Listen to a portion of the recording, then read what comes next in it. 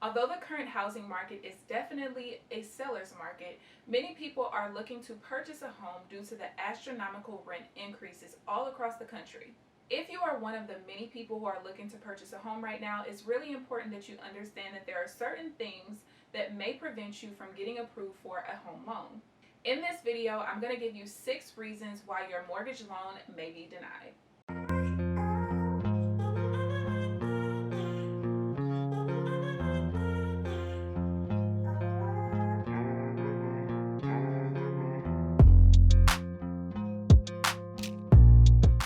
Reason number 1, you have no credit history. Although FHA regulations specifically prohibit the use of no credit history as a reason for a mortgage loan denial, you not having a credit history could still hinder you from getting approved for a mortgage loan. Now, it is still possible for you to get approved for a home loan through manual underwriting. However, there are some qualifications that you will have to meet.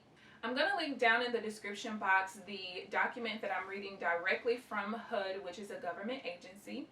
And this is for non-traditional credit and insufficient credit, but we are going to talk about the insufficient credit. On 4155.1, 4.c.3.b, this is on page 16. This is for evaluating buyers with insufficient credit.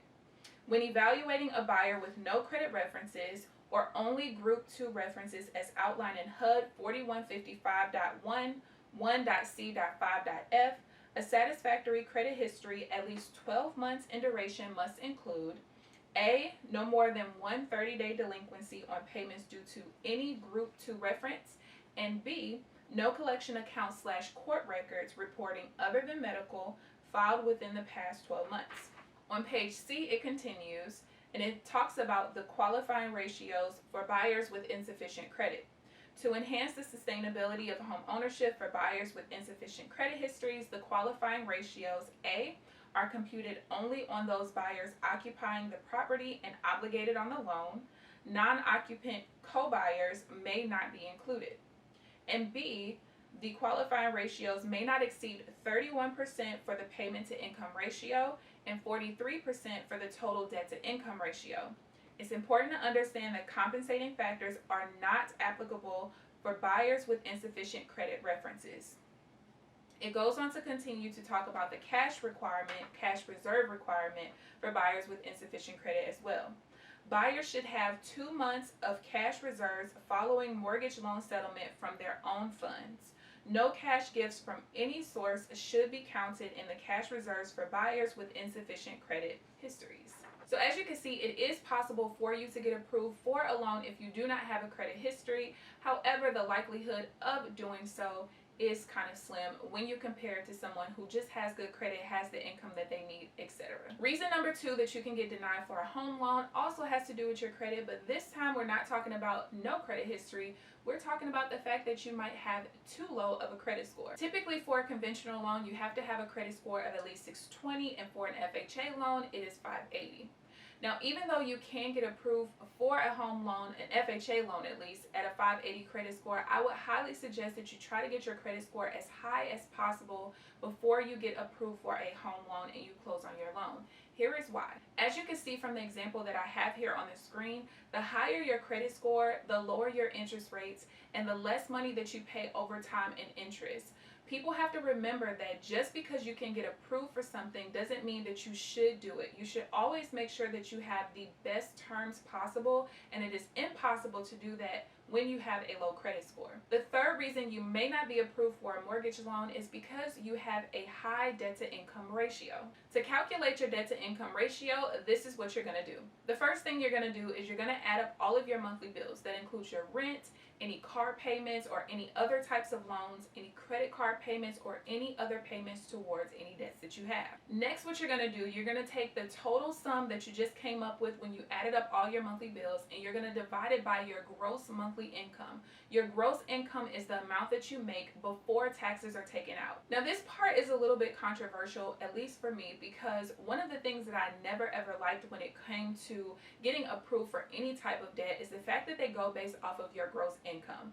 I personally always put my net income when I am getting approved for any type of debt, but the reason why I do that is because if you think about it, If you are getting approved for the amount that you make before taxes come out, that means that you're getting approved for more than you actually can afford. Let's just say the average tax rate is about 25%.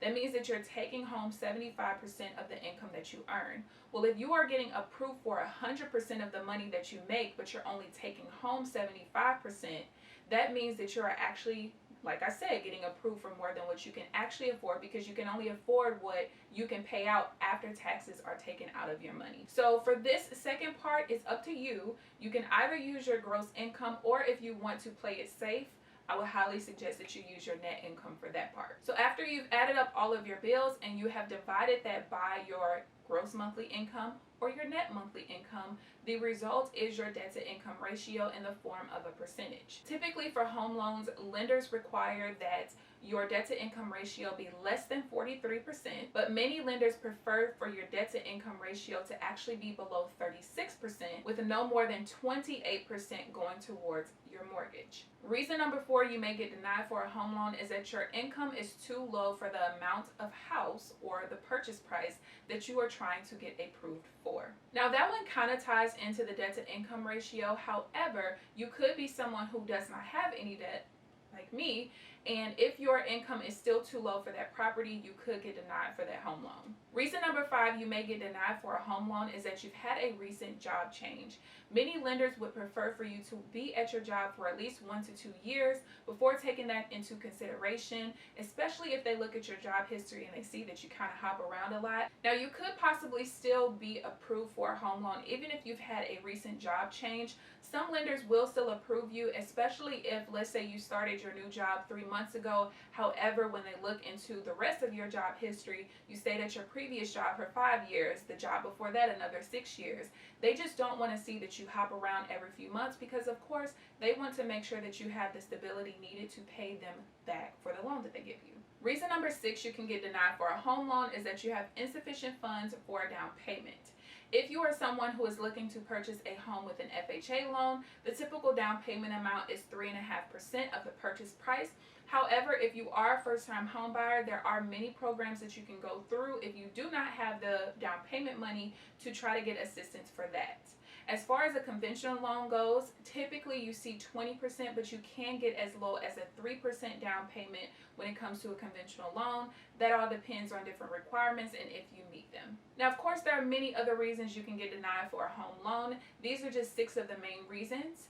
If you found this information helpful in any way, shape, or form, please leave me a comment down below and share this information with anyone you know who needs it. And also, please give it a thumbs up. Feel free to also subscribe to my channel if you have not already to hear more tips such as this in the future. But other than that, I'll see you guys in the next video. Bye, guys.